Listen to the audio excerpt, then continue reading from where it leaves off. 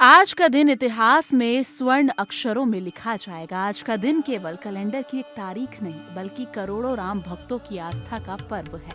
आत्मसम्मान का दिन है और सदियों पुराने संघर्ष के पूरे होने का क्षण है। आज अयोध्या में श्री राम जन्मभूमि मंदिर के शिखर पर केसरिया धर्म ध्वज फहराया जाएगा। ये आयोजन केवल एक ध्वजारोहण नहीं, बल्कि संपूर्ण भारत की धार्मिक और सांस्कृतिक पहचान का भी प्रतीक बन चुका है।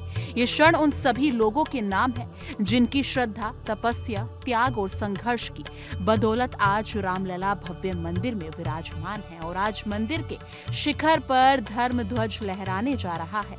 आज पूरी अयोध्या दीपोत्सव की तरह जगमगा रही है। घर घर में दीप जलाए गए हैं, मंदिरों में घंटियां बज रही हैं और हर तरफ जय श्री राम के उद्घोष से वातावरण मंत्रमुग्ध हो गया है। जिस अयोध्या को कभी राजनीतिक विवादों और कानूनी लड़ाइयों के लिए जाना जाता था, आज वो भक्ति, उत्साह और आध्यात्मिकता का केंद्र बन गई है। यानी कि राम मंदिर परिसर में हुए लेजर शो ने ऐसा दृश्य प्रस्तुत किया कि हर कोई मंत्रमुग्ध रह गया। मंदिर के शिखर पर प्रभु राम और माता सीता की छवियां जब आकाश में चमक रही थी, तब लोगों की आंखें नम थी, दिल गर्व से भर रहा था और माहौल भक्तिमय हो उठा था। आज प्रधानमंत्री नरेंद्र मोदी भी इस आयोजन का हिस्सा बन रहे हैं। सुबह उन्होंने सप्त मंदिर और शेषावतार मंदिर में पूजा अर्चना की और वो फिर श्री राम जन्मभूमि मंदिर पहुंचेंगे। दोपहर 12 बजे के आसपास प्रभु श्री राम के भव्य मंदिर के शिखर पर भगवा धर्म ध्वज फहराया जाएगा। इस कार्यक्रम को देखने के लिए देश दुनिया से लाखों भक्त अयोध्या पहुंचे हैं। सुरक्षा की दृष्टि से जिले को छावनी में बदल दिया गया है।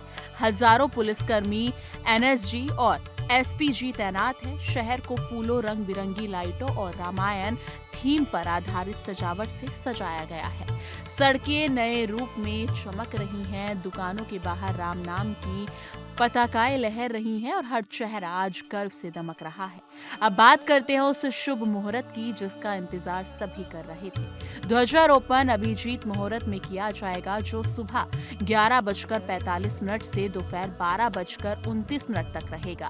अभिजीत मुहूर्त को देवताओं का समय माना जाता है। ऐसा माना जाता है कि भगवान श्री राम का जन्म भी इसी शुभ मुहूर्त में हुआ था, इसलिए क्षण का चयन बहुत विचार और परंपरा के आधार पर किया गया है। साथ ही आज मार्गशीर्ष महीने के शुक्ल पक्ष की पंचमी है, जिसे विवाह पंचमी कहा जाता है। धार्मिक मान्यताओं के अनुसार त्रेता युग में आज ही के दिन भगवान राम और माता सीता का विवाह हुआ था, इसलिए दिन दिव्यता और पवित्रता का प्रतीक माना जाता है। अब बात करते हैं उस ध्वज की जो आज मंदिर के शिखर पर फहराया जाएगा। ये ध्वज केसरिया रंग का होगा, जो हिंदू संस्कृति में त्याग, बलिदान, वीरता, समर्पण और ज्ञान का प्रतीक माना जाता है। ध्वज की लंबाई 22 फीट और चौड़ाई 11 फीट है। ध्वज दंड 42 फीट ऊंचा बनाया गया है। ये ध्वज 161 फीट ऊंचा मंदिर शिखर पर फहराया जाएगा। ध्वज पर 3 दिव्य प्रतीक बनाए गए हैं। सूर्य जो विजय और ऊर्जा का प्रतीक है, ओम जो संपूर्ण ब्रह्मांड और सभी मंत्रों की आत्मा माना जाता है, कोविदार वृक्ष जो रघुवंश का पवित्र प्रतीक माना जाता है। कहा जाता है कि वाल्मीकि रामायण में भरत जी जब श्री राम से मिलने वन में गए थे, तब उनके ध्वज पर भी कोविदार वृक्ष का ही चिन्ह था।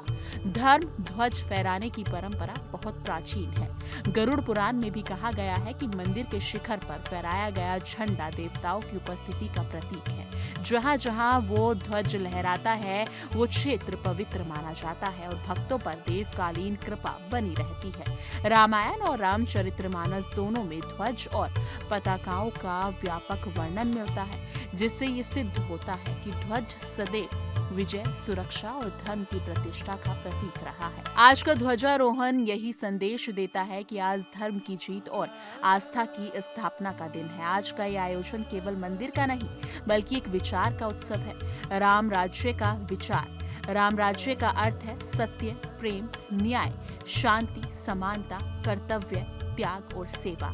यदि हम सच में आज का उत्सव मनाना चाहते हैं तो हमें राम के आदर्शों को अपने जीवन में लाना होगा। अगर समाज राम राज्य बन गया तो यही इस आयोजन की सबसे बड़ी सफलता होगी। आज जब दोपहर में भगवा ध्वज हवा में लहराएगा तो वो सिर्फ कपड़ा नहीं होगा, वो करोड़ों भक्तों के विश्वास का संकेत होगा, वो सदियों के संघर्ष की जीत होगा।